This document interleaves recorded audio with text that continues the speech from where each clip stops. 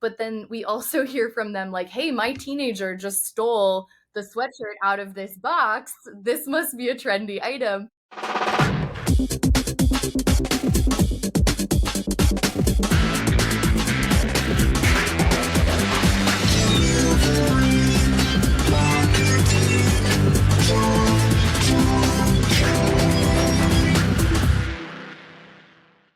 Hey there, and welcome to a brand new episode of Delivering Marketing Joy. I am your host, Kirby Hasseman. Joining me today is a repeat rock star. You all know her. She is a speaker. She's a content creator.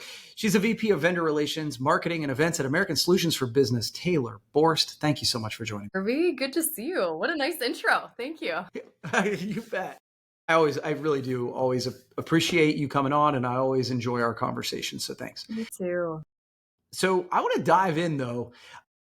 You have been involved in some really compelling events. I've been blessed to be a part of a couple of them. So for those watching, what do you think separates like a good event from one that attendees will remember for years? And then like a caveat to this is what role do you think branded merch has to play in? Sure. Yeah, you've spoken at our events a couple different times and have just done a great job. So this is a unique situation where you can speak firsthand for some of our ASB events. But I would say first off, designing a memorable event is extremely layered, and I could honestly talk just about that for the rest of our time together. But Yeah. for the time being, when it comes to that overall, it's a strong unified team, attention to detail, and a willingness to experiment and just learn from that. I think that we can all agree to your question about the branded merch side of that. It plays a massive role in events overall, but then it's kind of like Inception, right? When it's one of our own events where we're trying to exemplify how important that is and just show end user customers what this could look like in the wild. I think that it comes down to thinking about the pre, on-site, and post side of the event planning, and merch belongs in all of those. But pre-event, an important question to ask yourself is always, do attendees know what to expect? I think sometimes people get a little squirrely, or they just don't feel like they're as engaged right off the bat unless they know what they're going into. So it's more than just sharing the agenda and emailing updates as the event comes closer. Those are still very, very important. But we do a few other things too. So we also host webinars, and we host several webinars to different groups. So we host a couple for our salespeople, a couple for the vendors, and include sponsors and special guests and basically the different stakeholders, and present to them for 30 minutes or 45 minutes before anybody ever steps foot on a plane. So we walk through that agenda. We even say like, hey, here's what the weather forecast looks like. Love that. Just like really taking all of that heavy lift off of them. It's about taking the mental labor as much as we can off of our attendees, because we don't want them carrying that, mental baggage with them either. But when it comes to merch, think about like pre-event postcards and luggage tags that you can mail to your attendees ahead of time. Those are really low cost, approachable things that we do all the time for our end user clients, but adding that goes a long way. And then for ASB events, for our top players, we have a summit event where we host, or we put together like a hype box for all of our attendees. And I mean, the MSRP value on this is between $300 and $400. Like, we're talking a high end piece.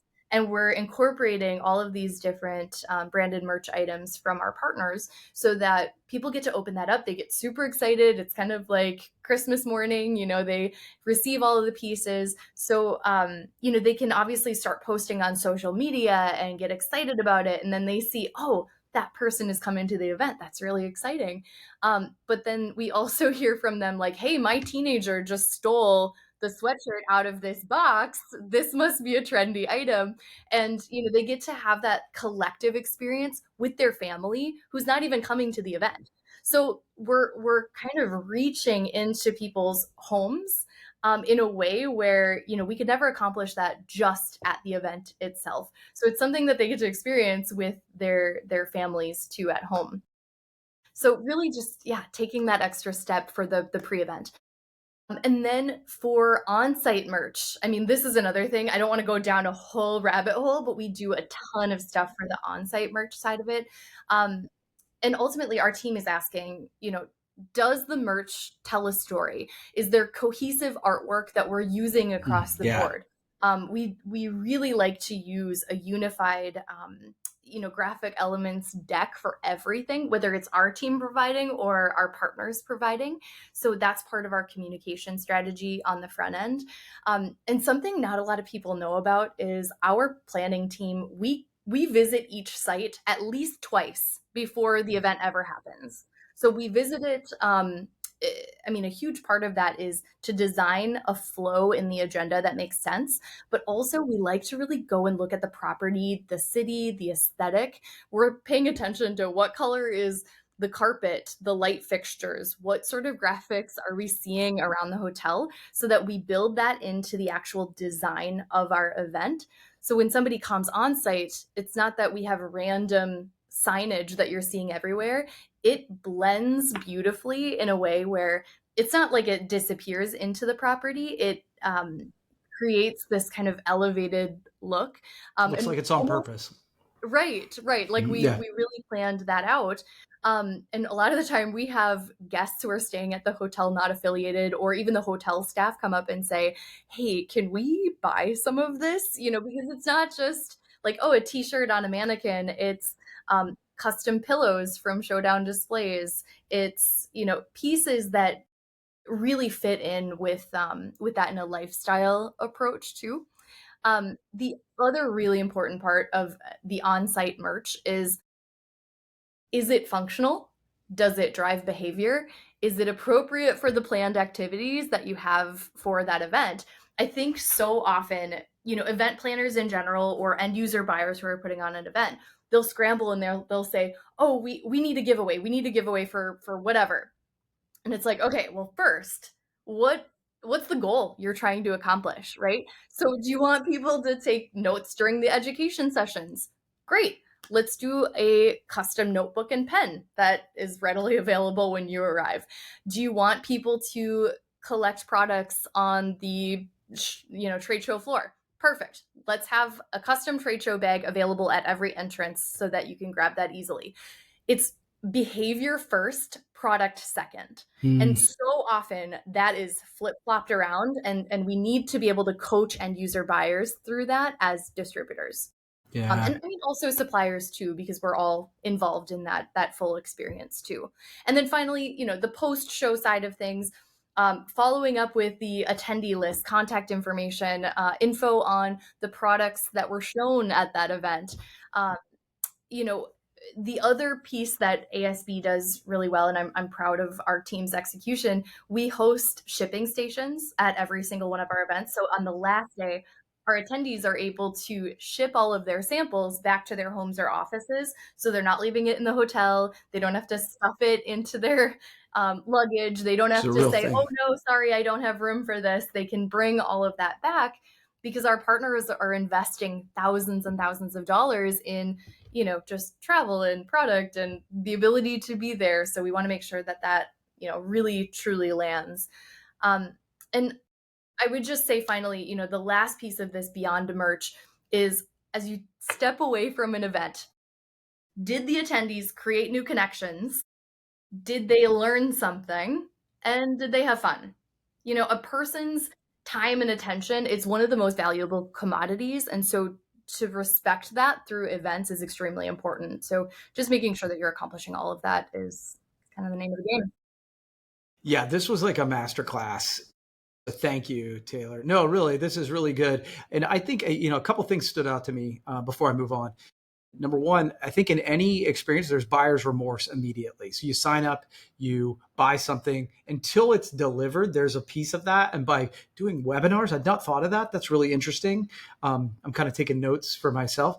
And then the post show piece about helping people ship it back. I will tell you, when I go to my favorite events, the people, and that's like, we're the toughest folks to do merch for, right? Because we do it every day. We're jaded by it, all that sort of thing. And so when you've done that right. And then I like will take extra room in my suitcase because I'm like, well, and so taking that off the plate is really interesting. So that's really good stuff. Appreciate it, Taylor. So next up, kitting and curated collections are huge right now, and I'm kind of excited by this. So, what trends are you seeing in how companies are using kits to connect with customers or employees? Yeah. Well, and I love this question too because it does tie into a lot of what we just talked about on the Yeah, event side, that yeah. it really comes down to experience and shared experiences and emotions. And so we continue to see more and more requests for that. I think that the pandemic really normalized a lot of that like kidding approach to this. I have also noticed that more customers are requesting not just like one kitted collection, but multiple versions of that. So Mhm. maybe it's tiered to cater to different audiences or purposes, and they kind of build that out in their programs. Um, from I guess speaking firsthand, because I'm not personally working with most of those end user buyers, but Right. we are going into our 8th year of an internal program within ASB. It's our branded box program. It's a huge marketing campaign. It grows every single year, where every quarter we send out a high end curated collection to over 900 end user buyers and reps who are part of that. And the main reason is because we want to share that we're not just, the go to for if you need a random t shirt order or a pen order. We are your merchandising partner. And so we put that together extremely mindfully, and I think that that's helped to tell that story for buyers who maybe wouldn't have considered that beforehand. Um, and we hear that all the time from sales associates. All right, we sold the program, now it's time to actually build it for them. And so we work with them hand in hand a lot of the times there. And what I've found is that a lot of end user buyers, especially if this is their first go around, they underestimate the unseen costs that are involved in Mm. kitting. Yeah. So, custom boxes are a product. Some custom boxes are a true work of art. I mean, we've Yeah. seen Yeah. some really beautiful pieces. Kitting and labor has a cost. Freight is a big factor, especially if you have inbound and outbound freight. Hitting certain minimums. You can't just have this beautiful curated kit and have a minimum of one, or even a minimum of 10. I mean, there's a threshold that you kind of need to cross, and it's all a balancing act depending on what they need. So education tends to be one of the most important first steps when working with end user buyers who want that. I've also been seeing kind of a trend in our industry too of vendor partners who are continuing to elevate what they're offering for these like pre-kitted collections, or Yes. their ability to add totally custom boxes to that. Or let's say that they don't carry an item, they're really open-minded when it comes to, yeah, have the partner, or have this other partner ship the products in. We'll kit our competitors in some cases pieces in that collection, because it doesn't matter about us competing in this situation. It matters about us taking care of you and your customer. So just a lot of evolving philosophy here in the industry when it Yes. comes to kitting. Yeah, and I get excited about that. I'm seeing the lowering of minimums on certain projects, and the ability of folks working together is exciting to me. So let's shift gears.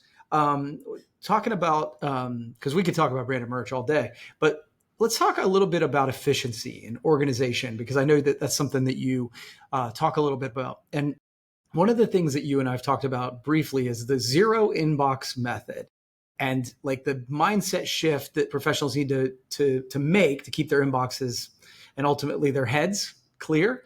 I know that this is always a tough thing, but I'm super curious to know a little bit more about that. Sure, sure. So I love the zero inbox method. If you're not familiar with it, anybody who's tuning in, highly recommend doing some research for that. But this is what I strive personally to keep my inbox maintained. It's the way that I found to be most successful. Where, just kind of high level, the goal at the end of each day is to have zero emails in your inbox.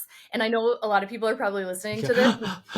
Ha! Good luck. There's Yeah. like 1,000 of those just in the primary Yep. inbox, and I get it. You know, very rarely do I ever have zero at the end of the day. And Yeah. it's not about accomplishing it and getting to the zero, it's about the chase to Yeah. zero. Yeah. And so, in order to do that, what that means is that every single inbox that falls into your primary inbox needs one of four actions. And those are you either file it because you know that you'll come back later, you respond, you delegate, or you delete it. And that's it. Every single email that you touch, you have to have one of those four actions. And the best way to maintain this and actually stay ahead of it is, and I am so guilty of this, but when you see an email, when you take that time and you read through that, so often you're like, ugh, this is kind of a yucky email. I'm going to come back to it.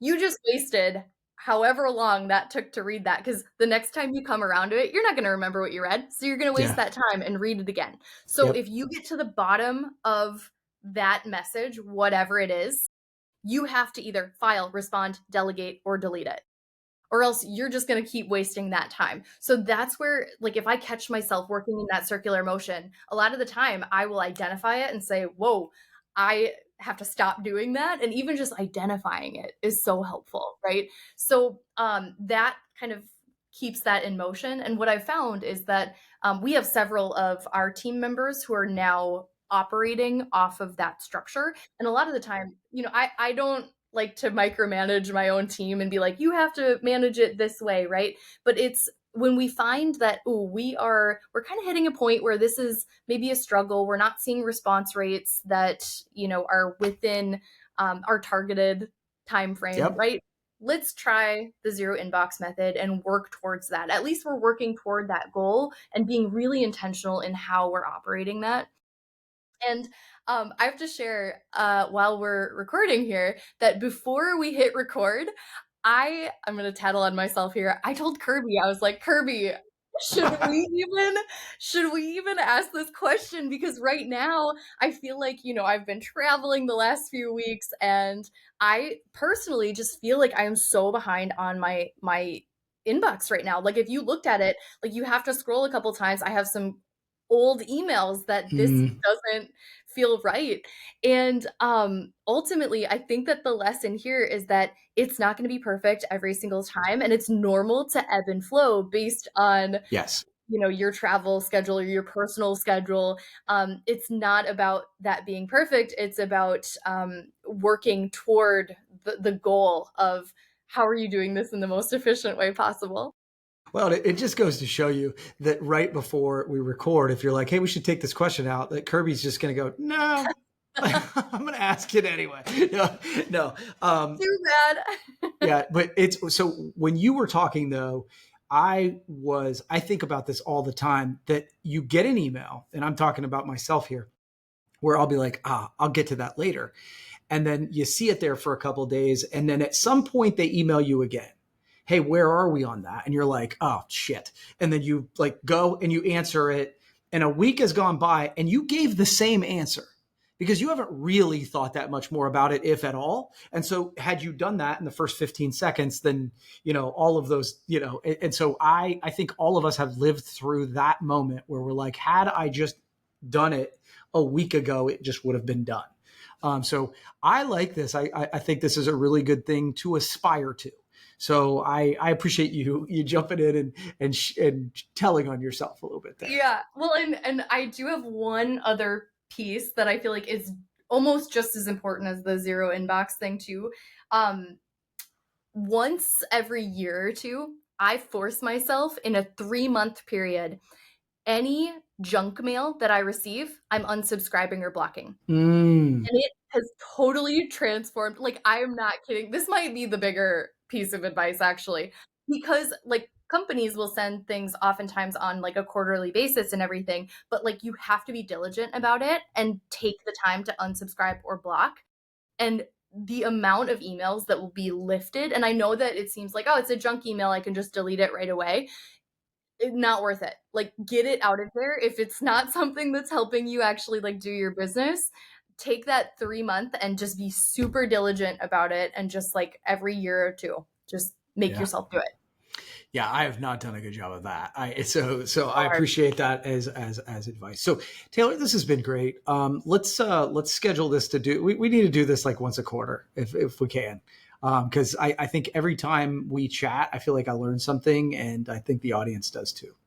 Um, all right. So where can people connect with you, learn more about you, ASB? Sure, sure. So I do dabble on social media from time to time. Yeah. So, so I would say that for sure, LinkedIn, Instagram, Facebook, if it's applicable. But I feel like usually it's LinkedIn and Instagram that are kind of my primaries. Yeah, that's cool. All right. Well, thank you so much, Taylor. I really appreciate it. We'll have to Yeah. do it again. Okay. Ooh, sounds good. Thanks, Kirby. All right. Well, that's going to wrap up this edition of Delivering Marketing Joy. We'll see you next time.